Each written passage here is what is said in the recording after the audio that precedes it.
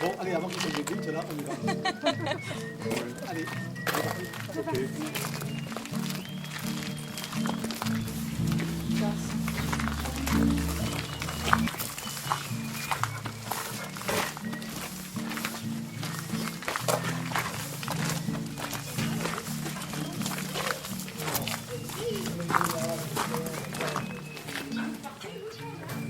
Ils sont tous dans leur jardin.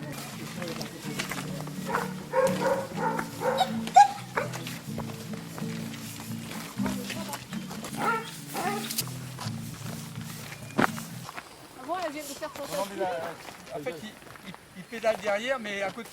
Alors bien naturellement, la première histoire que je vais vous raconter, c'est une histoire de bûcheron.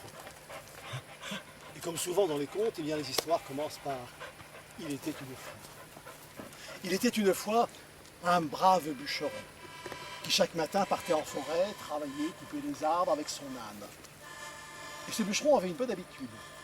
Après avoir mangé la soupe chez lui, il descendait par le village et il s'arrêtait au café pour prendre quelques bons verres de vin, histoire de se mettre du cœur à l'ouvrage.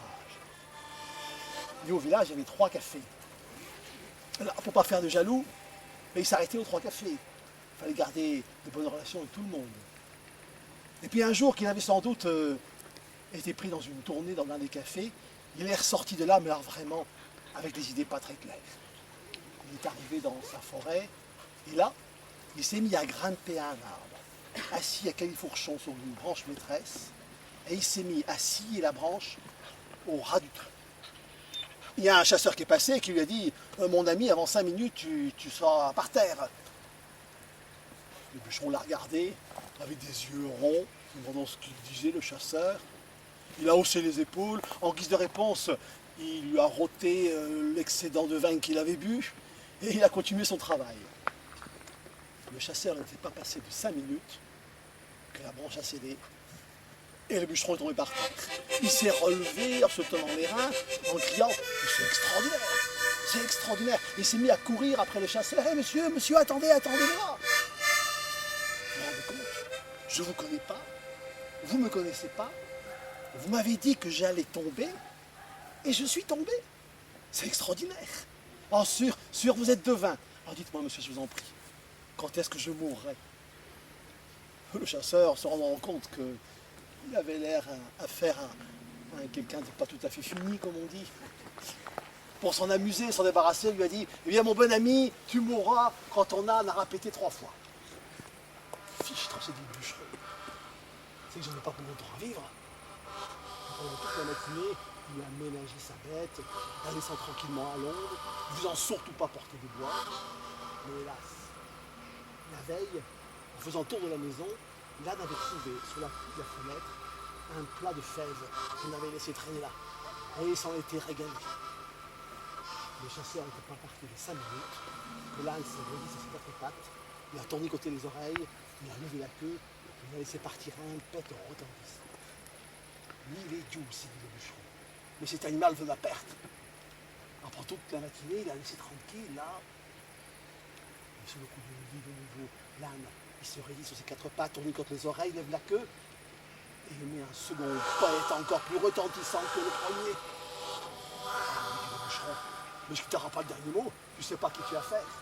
Alors, il ramasse une branche, sort son couteau et entreprend de préparer une bonde.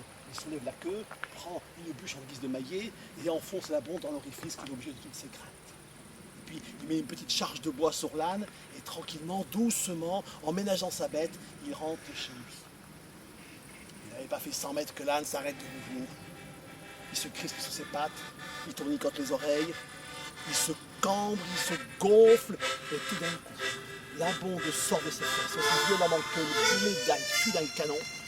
Le bûcheron qui était juste derrière, il reçoit la bonde en pleine poitrine. Mon âne a pété 3 fois, je suis mort. Alors il part tranquillement, s'étaler là dans un fossé. Et l'âne, il rentre tout tranquillement à la maison, vous connaissez le chemin. Quand au village, on voit arriver l'âne seul, on a peur, on craint le pire. Alors les gens se rassemblent et on va en forêt. Et en arrivant là en forêt, le chemin se séparait en 2 branches. Il y avait une branche à gauche et une branche à droite. Alors tout le monde s'est mis à discuter, mais par où est-il donc passé? A-t-il pris à gauche? A-t-il pris à droite? Et alors qu'ils discutaient, ils ont entendu une petite voix qui disait moi, de mon vivant, je prenais toujours à droite. Ah, bien sûr, on a couru, on a été le retrouver, et on l'a trouvé dans le fossé allongé là. Et puis on l'a sorti de là et on l'a ramené au village. Il paraît qu'ils ont eu toutes les peines du monde à le persuader qu'il n'était pas mort. Le bougre n'en démordait pas. Un devin ne peut pas se tromper. Un devin ne peut pas se tromper.